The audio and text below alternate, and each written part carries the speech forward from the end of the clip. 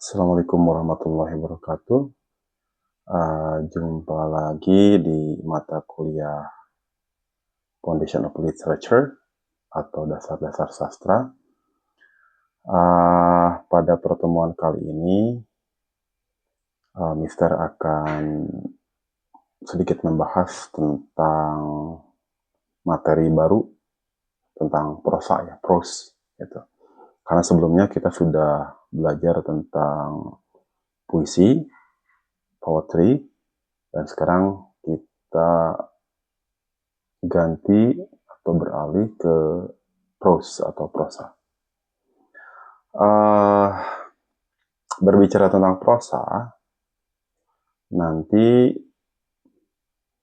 di awal kan sudah jelas bahwa prosa itu adalah tadi kebalikannya dari puisi ya, dimana kalau puisi itu terikat oleh metrical language atau bahasa metris, sementara prosa tidak terikat metrical language, jadi kebalikannya. Nah, prosa ditandai dengan adanya kalimat, klausa, prasa, paragraf, seperti itu ya. Nah, ketika berbicara tentang prosa, tentunya kita akan membahas pula tentang apa itu fiksi. Nah, berdasarkan dari pengertian sini, fiksi mengacu kepada literature created from the imagination. Jadi karya sastra yang dihasilkan dari imajinasi lah, seperti itu. Aktivasi imajinasi. Nah, biasanya fiction itu dipersuskan dengan non-fiction. Berarti kebalikannya dari fiction adalah non-fiction. Nah, pernahkah kalian nonton Spider-Man?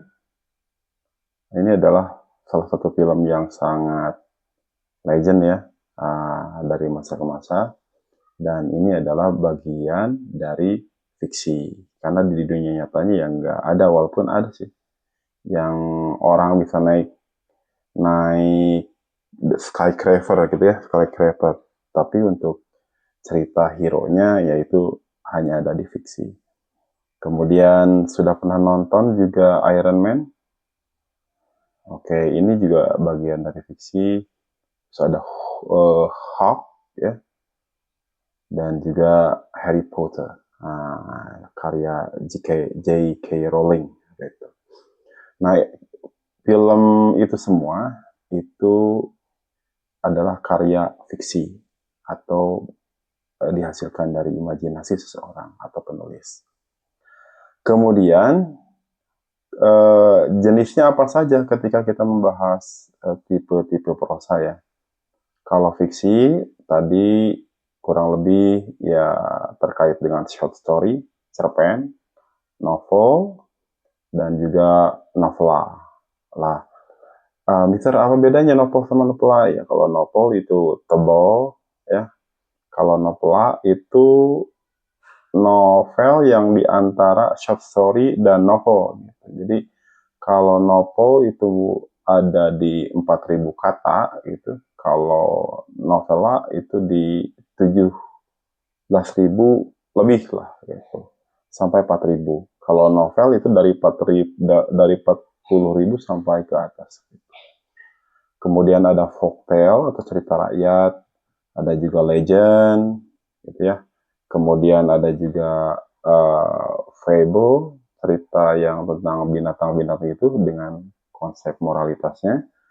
Kemudian juga ada parable ya. Parable itu ya cerita yang fokusnya tadi terhadap pembelajaran moralitas dan nilai-nilai agama.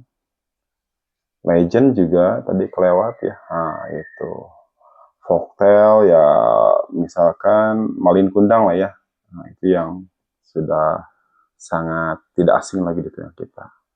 Legend misalkan kisah Sang Kuryang. Fable itu ya the turtle and the hare ya, the tortoise. Gitu. Seperti itu. Nah, kemudian untuk non-fiction ini ada biografi, autobiografi, biografi berarti yang ditulis oleh orang lain, autobiografi, biografi yang ditulis oleh diri sendiri. Cerita sejarah, history, surat, kemudian diary, ya, catatan seorang atau juga jurnal seorang. Itu perbedaan bentuk-bentuk atau tipe-tipe dari prose dan fiksi juga non-fiksi seperti itu. Kemudian kita jump to the elements of fiction atau elemen-elemen dari fiksi itu sendiri apa. Nah, gambar seperti ini. Jadi ada characters atau karakter ya, pemeran. Ada juga characterization atau karakterisasi atau perwatakan. Ada juga setting. Setting itu kebagi dua, ada tempat dan waktu. Ada juga plot, alur cerita. Ada juga theme dan point of view atau sudut pandang. Kurang lebih 1, 2, 3, 4, 5, 6. Ya, ada 6 tadi elemen dari fiksi. Seperti itu. Kemudian kita coba tentang karakter ya. Karakter atau peran sendiri ada atau terbagi ke dalam beberapa tipe karakter. Ada yang round, flat, static, dan dynamic. Gitu. Nah, seperti apa perbedaannya? Nah, flat and round characters. A flat character is a character that the reader only knows a little bit about his life or personality. Jadi, flat karakter itu adalah suatu karakter yang pembaca hanya tahu sedikit tentang hidup dan kepribadiannya. Nah, this character is very one-dimensional. Sheldon Cooper is an example of the flat character. Ini sangat dimensional gitu. Kemudian salah satu contohnya adalah Sheldon Cooper ya, dalam serial TV komedi di Amerika Serikat gitu. Judulnya apa? The Big Bang Theory lah gitu, di tahun 2007 sampai 2019. Kemudian ada juga round character. Is a character that has been fully developed by the author. The reader knows much about the character's personality, thoughts, and feelings. Adalah karakter yang sepenuhnya dikembangkan oleh pengarang, penulis. Kemudian si pembaca hanya tahu banyak tentang kepribadian karakter tersebut, pemikiran dan perasaannya. Gitu. Salah satu contoh karakternya adalah Katniss Everdeen, ya. Nah, seperti itu, Katniss Everdeen. Untuk filmnya saya lupa lagi ya. Ini di film juga ada salah seperti itu. Nah, kemudian ada static versus dynamic characters. Dynamic characters is a character who develops or changes as a result of the action of the plot. She undergoes an internal change in attitude, opinion, values, or outlook on life. Jadi karakter dinamis itu adalah sebuah karakter yang berkembang atau berubah sebagai akibat dari action atau kejadian-kejadian yang terjadi di plot itu. Dia mengalami perubahan internal di dalam dirinya, di dalam jiwanya, pergolakan batin semacam itu, yang merubah sikap, opini, pandangan nilai, dan juga perspektif tentang hidupnya. Seperti itu. Jadi dinamis ya, ini terjadi perubahan. Nah, berbeda hal dengan karakter statis. Is a character who stays the same, most likely does not change during the story. Yang tetap sama, tidak berubah ya. Dari awal sampai akhir gitu-gitu saja. Kalau udah baik, gitu ya. Kalau udah jahat. She doesn't undergo an internal change in attitude, opinion, values, or outlook on life. Dia tidak mengalami perubahan internal di dalam dirinya, baik dalam sikap, opini, atau pendapat, pandangan nilai, dan juga perspektif tentang hidupnya seperti itu. Nah, berikutnya ada characterization atau perwatakan, adalah deskripsi mengenai karakter itu sendiri atau peran itu sendiri di dalam suatu cerita. Nah, ini ada gambar dari Mr. Bean ya, yang diperankan oleh Rowan Atkinson. Ada juga ini siapa? Joker ya, Joker. Nah, kalau kita melihat Mr. Bean, pasti image yang muncul adalah lucu, jenaka, kocak kan gitu. Kemudian iseng, julid, mungkin karakterisasi seperti itu yang muncul dari seorang Mr. Bean. Kemudian ketika kita membahas tentang karakterisasi dari Joker ya creepy gitu ya, terus jahat, terus juga dia itu psycho ya, split personality bisa jadi gitu, berkepribadian ganda seperti itu, dan agak-agak psycho kan gitu. Nah, kemudian selanjutnya ini ada Dwayne Johnson, The Rock ya. Ya karakterisasi yang muncul ya kuat, gentle, kemudian baik, hero juga ya. Gitu. Biasanya seperti itu dari film-film yang muncul, karakternya seperti itu yang digambarkan. Kemudian ada ini siapa? Maudi Ayunda kalau salah ya. Seorang artis di Indonesia. Ya karakterisasinya ya baik, cantik, terus juga karir banget gitu kan, terus pintar dan sebagainya seperti itu. Nah, itulah berbicara tentang karakterisasi. Kemudian we jump to setting. Setting tadi bisa juga tempat, waktu, atau periodisasi ya, di mana kejadian-kejadian terjadi. Misalkan seperti digambarkan itu, The Catcher in the Rye, New York 1940s. Berarti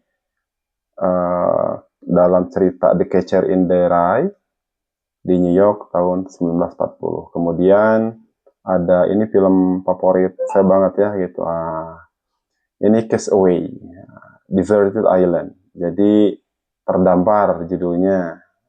Tempatnya ya di tempat pulau terpencil antah berantah yang nggak tahu di mana itu ya, seperti itu. Kemudian ada juga ini Romeo and Juliet. Ini basisnya terjadi di Italia ya, di kota Verona. Itu. Ini sangat populer di dunia tentang kisah Romeo and Juliet. Kemudian setting terkadang ini membantu mengembangkan karakter itu sendiri. Gitu. Jadi si karakter itu menjadi lebih more dimensional ya, gitu, lebih hidup seperti itu. Nah, ini contoh penggambaran setting di dalam cerpen kalau nggak salah ini ya, atau novel lah, cerpen atau novel. It was so quiet and lonesome out, even though it was Saturday night. I didn't see hardly anybody on the street. Now and then, we just saw a man and a girl crossing the street with their arms around each other's waist and all. Or a bunch of hoodlummy-looking guys and their dates. All of them laughing like hyenas at something you could bet wasn't funny. New York's terrible when somebody laughs on the street very late at night. You can hear it for miles. It makes you feel so lonesome and depressed. Jadi suasana yang sunyi, hening, meskipun malam minggu ya. Aku tidak melihat siapapun di jalanan, tapi terkadang melihat seorang laki-laki dan gadis menyeberang dengan lengan saling merangkul ke pinggang, atau sekelompok anak muda yang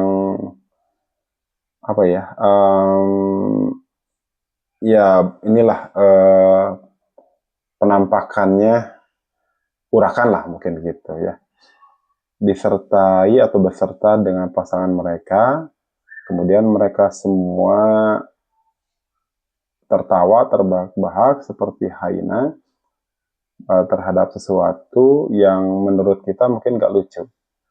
Kemudian kota New York itu mengerikan ketika seorang tertawa di jalanan tengah malam gitu ya, late at night.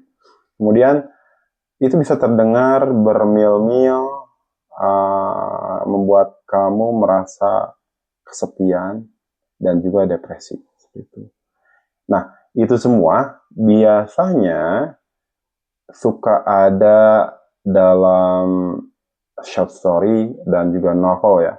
Jadi ketika kalian menggambarkan setting atau membuat novel, janganlah novel atau cerpen yang langsung to the point, langsung ke conversation atau ke dialog gitu ya. Jadi saya suka baca mungkin cerpen karya siswa yang langsung ngasih dialog di awal, ngasih dialog tanpa ada misalkan narasi tentang settingnya itu sendiri seperti apa. Jadi kapan, di mana, seperti apa itu tidak ada kejelasan. Nah itu salah satu kebiasaan yang apa ya? Ya berawal dari ketidaktahuan sih. Jadi salah satu key factors dari novel dan short story ya adalah kepiawaian si penulis dalam menggambarkan setting itu sendiri. Ketika settingnya berhasil, dia gambarkan secara detail, saya pikir itu akan menjadi lebih menarik seperti itu. Selanjutnya, masih di setting, ini di setting yang lain, contoh, sometimes action is so closely related to setting that the plot is directed by it. Oh ini beda lagi ya. The new man stands looking a minute to get the setup of the day room. One side of the room, younger patient known as acutes because the doctors figure them still sick enough to be fixed. Practice arm wrestling and card tricks. Oke, ada laki-laki tengah berdiri. Dia lagi beresin ya perlengkapannya di sebuah ruangan. Kemudian di sisi lain ada seorang pasien muda yang diketahui mengidap penyakit akut lah gitu, pasien penyakit akut. Karena si dokter juga mengungkapkan bahwa si pasien ini masih sulit untuk disembuhkan seperti itu. Nah, si pasien ini lagi adu panco ya. Nah, dia lagi berlatih adu panco dan juga mempelajari tentang trik-trik dalam bermain kartu. Seperti itulah kurang lebih. Nah, ini setting ya. Menggambarkan bagaimana situasi dan kondisi di sebuah ruangan. Jadi akan membuat tadi novel dan cerpen menjadi lebih hidup. Nah, ini juga salah satu cerita yang menarik buat saya. Ini judulnya The Fall of the House of Usher. Hancurnya rumah keluarga Usher. Ini bercerita tentang satu keluarga yang sangat tertutup, ya, sangat tertutup sekali, antisosial bisa dikatakan seperti itu. Kemudian mereka melakukan praktek incest seperti itu ya, jadi perkawinan dengan saudara. Sehingga mereka memiliki penyakit yang aneh seperti itu. During the whole of a dull, dark, and sunless day in the autumn of the year, when the clouds hung oppressively low in the heavens, I had been passing alone on horseback through a singularly dreary tract of country.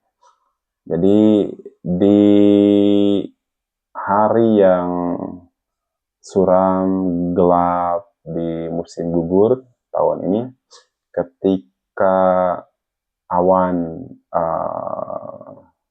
menggantung rendah ya di langit, kemudian saya melewati dengan menggunakan kuda, ya, berkendara kuda, melewati jalan yang terpencil lah ya gitu ya, rimbun dan sangat terpencil gitu. Nah ini contoh setting yang ada di cerita The Fall of the House of Usher. Ini biasanya di awal paragraf ini udah ketemu settingnya gitu. Jadi tidak langsung ketika Anda menulis cerpen ataupun novel langsung ke dialog ya atau percakapan di awal, itu sangat tidak baik. Gitu. Kemudian we jump to plot diagram. Ini adalah diagram dari plot itu sendiri, seperti yang kita lihat. Di sini ada exposition di awal, kemudian ada driving action, climax, falling action, resolution. Ini adalah sequence of event in story. Jadi rangkaian kejadian-kejadian yang ada di dalam sebuah cerita, baik itu novel atau short story. Jadi harus seperti ini. Jadi kurang lebih yang mirip-mirip sinetron ajab juga seperti ini ya. Seperti mengadopsi plot seperti ini. Nah, kemudian kita ini tentang exposition. Jadi menjelaskan tentang bagian awal dari cerita. Kemudian tentang sets the tone. Ini memperkenalkan tadi tone itu tentang attitude and behavior ya dari penulis ya. Nah, jadi tone yang dibawakan oleh si penulis itu seperti apa? Apakah dia mengungkapkan, mengekspresikan kemarahan, konsep satirnya dengan sindir, suka menyindir misalkan ya. Kemudian dengan misalkan kebingungannya, kegembiraan dan sebagainya. Itu tentang tone. Kemudian establish the setting, artinya ya tadi membangun setting ya. Nah, biasanya di awal paragraf itu kita akan mudah sekali menemukan setting dari novel ataupun tadi short story. Gitu. Kemudian mengenalkan karakter, ya karakternya pemerannya siapa saja. Kemudian memberikan background informasi yang penting terhadap si penulis tentang karakter itu sendiri, dan lain sebagainya. Kita lanjut masuk ke raising action. Ini adalah serangkaian action kejadian yang mengarah kepada story tersebut menjadi klimaks atau mencapai puncaknya gitu ya. Nah, kalau udah di klimaks nanti ada turning point kan, seperti itu. Nah, klimaks itu adalah puncaknya dari cerita yang ada di novel dan short story atau cerpen. Seperti itu. Kemudian setelah klimaks, ya ini klimaks ini adalah tanda the turning point ya. Jadi puncaknya cerita, puncak kegilaan ya. Puncak kegilaan, puncak kehebohannya itu ada di klimaks. Sementara setelah after the climax, turning down kan, berarti udah mulai turun. Nah, the climax is the point of maximum interest.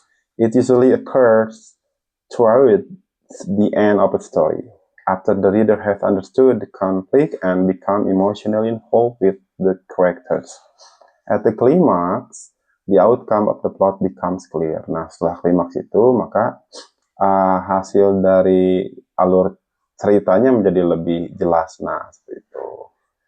Ya mungkin di awal-awal tadi masih menerka-nerka seperti apa jalan ceritanya, tapi udah klimaks itu udah clear siapa yang jadi penjahatnya, terus seperti apa jalan ceritanya masing-masing dari karakter udah gambar.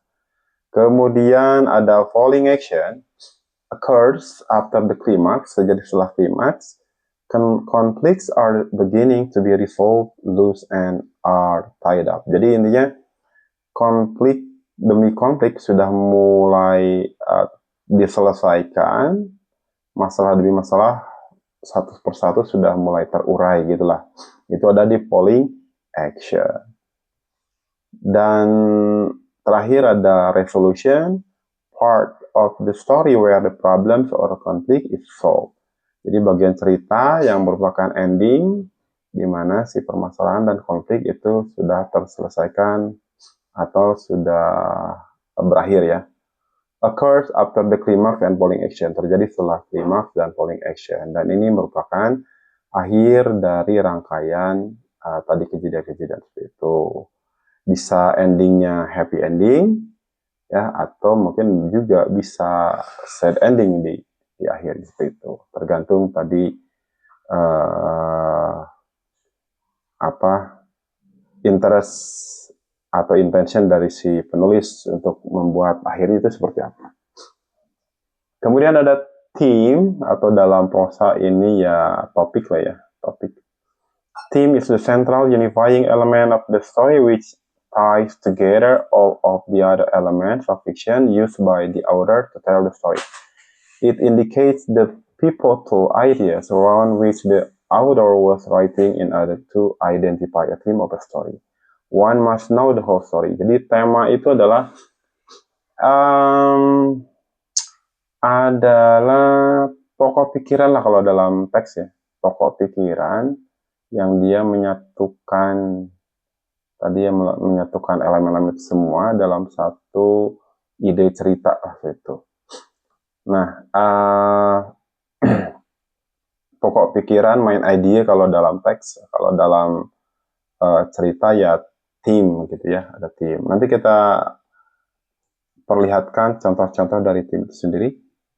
Nah, ini contoh-contohnya. Contoh misalkan, things are not always as they appear to be. Jadi segala hal itu tidak sesuai dengan apa yang nampak gitu ya, tidak selalu gitu. Kemudian cinta itu buta, love is blind, believe in yourself, percaya diri sendiri, orang takut akan perubahan, people are afraid of change, don't judge a book by its cover, jangan salah dalam menilai orang, maksudnya menilai dari appearance-nya gitu. Kemudian good triumphs over evil, kemenangan atas kejahatan, kebaikan akan senantiasa dimenangkan atas kejahatan gitu maksudnya. Kemudian surviving against the odds, jadi masa ketika survive atau bertahan dari masa sulit lah, masa-masa sulit gitu kurang lebih. Kemudian point of view itu ada sudut pandang ya, di mana di cerita itu diceritakan. Ada 4 perbedaan point of view. Ada innocent eye, stream of consciousness, first person, omniscient third person. Bagi dua ada omniscient limited and omniscient objective.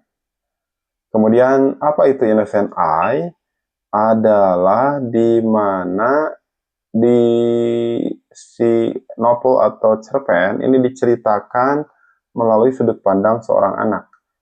Cerita terjadi dalam sudut pandang seorang anak kecil karena penilaian seorang anak kecil tentunya berbeda dengan penilaian dewasa begitu.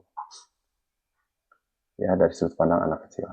Kemudian ada stream of consciousness, adalah cerita diceritakan digambarkan atau dinarasikan seolah-olah si pembaca merasa bahwa mereka ada di dalam kepala si karakter tersebut dan mengetahui semua tentang pikiran dan reaksi dari si karakter tersebut ya, seperti itu. Jadi kita tahu dalaman-dalamannya. Nah, kalau mau jahat juga tahu, dia lagi ngegibah juga tahu dan sebagainya. Jadi si readers ini diposisikan sebagai Tuhan lah ya, seperti itu. Seperti di sinetron-sinetron di Indonesia banyak seperti itu. Kemudian first person, the story is told by protagonist or one of the characters who interacts closely with the protagonist or other characters. Di mana cerita diceritakan oleh protagonis atau salah satu karakter yang berinteraksi secara dekat dengan protagonis atau karakter lain. Biasanya sudut pandang orang pertama menggunakan kata ganti I, me, we, us, dan sebagainya. Kemudian dalam konteks ini pembaca melihat cerita melalui orang pertama, sudut pandang orang pertama, dan as she experience it, seolah-olah mengalaminya. dan hanya tahu apa yang dia tahu atau rasakan, seperti itu. Kemudian kita lanjut ke sudut pandang orang ketiga, omniscient. Author narrates the story by using the omniscient point of view. He moves from one character to another, one event to another, and has access to the thought, feelings, actions, and motivation of the characters, and can introduce information whenever he chooses. Jadi si pengarang ini menarasikan, memaparkan kisah atau cerita dengan menggunakan sudut pandang orang ketiga. Dia berpindah dari satu karakter ke karakter lain, dari satu kejadian ke kejadian lain, dan memiliki akses untuk mengetahui perasaan, pemikiran, kemudian motivasi dari seorang karakter, dan dapat mengenalkan informasi kapanpun dia mau. Kemudian ada yang terbatasnya, sudut pandang ketiga terbatas. Si pengarang menceritakan cerita dalam tadi sudut pandang orang ketiga, biasa menggunakan he, she, they, them, it, dan sebagainya, dan hanya mengetahui apa yang karakter ketahui dan apa yang si penulis izinkan untuk diketahui bagi para pembaca. Nah, kita hanya melihat pemikiran juga perasaan dari karakter lain jika memang sengaja diungkapkan oleh si penulis itu. Makanya disebutkan dengan terbatas. Kemudian ada omniscient objektif, dijelaskan dalam sudut pandang orang ketiga, sama menggunakan he, she, them, they, dan sebagainya. Kemudian readers ini mengikuti karakter di seluruh cerita dan bisa melihat, mendengar apa yang telah terjadi dari semua karakter. Tidak ada komen di dalam tentang karakter dan pemikiran mereka. Biasanya si pembaca ditempatkan di suatu posisi di mana dia hanya sebagai spektator ataupun pendukung ya terhadap action-action, kejadian-kejadian yang terjadi, dan harus menginterpretasikan itu ya menerjemahkan gitu, kejadian-kejadian dengan pikiran mereka sendiri gitu. Kemudian ini dia adalah contoh dari setting ya, bagaimana membangun setting tadi, ini melengkapi saja. Ini diambil dari salah satu cerpen terkemuka yang nanti akan kita coba analisis ke depannya. Ini judulnya adalah DRB ya, DRB. Nah, DRB itu karya James Joyce, itu seperti itu. Ini North Richmond Street, being blind, was a quiet street except at the hour when the Christian Brothers School set the boys free. Jadi jalanan North Richmond ini terletak di ujung jalan buntu gitu. Adalah jalanan yang sangat sepi, hening, kecuali pada jam-jam ketika sekolah Christian Brothers membubarkan siswanya. An uninhabited house of the story stood at the blind end, detached from its neighbors in a square ground. Jadi sebuah rumah yang terbengkalai dengan dua loteng berdiri tegak di ujung ini jalan, terpisah dari rumah-rumah tetangganya di lahan yang persegi. The other houses of the street consist of different lives within them, gaze at one another with brown imperturbable faces.